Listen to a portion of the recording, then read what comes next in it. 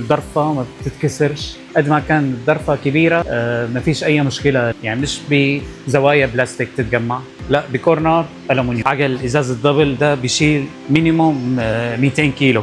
هلا القطاع ده اي 37 قطاع، هو مفصلي شباك حمام قلاب. شوف وصل التقفيل بتاعه ازاي، الزوايا. هلا الشباك ده خلاص جاهز للتركيب.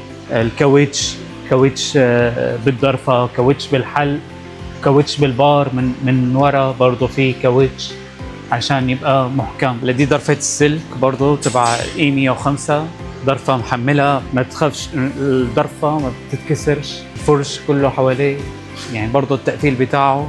هلا ضرفة السلك برضه بتتجمع بكورنرات، هي كورنر تبع الحلق والضرفة وضرفة السلك كلهم كورنر واحد، يعني مش بتتجمع بعض.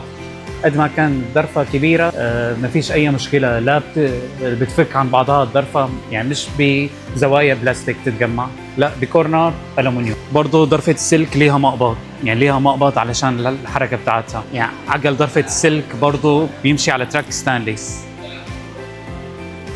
عجل إزاز الدبل ده بيشيل مينيموم 200 كيلو بالضرفة الواحدة، 200 كيلو. هلا دي ضرفة اي 105، العرض بتاعها معدي المتر 10 سنتي، دبل جلاس، برضه ازاز عاكس مرايه 6 مللي وشفاف 6 مللي وسبيسر 6 مللي. يعني شايف الضرفة، شايف تقفيل الضرفة.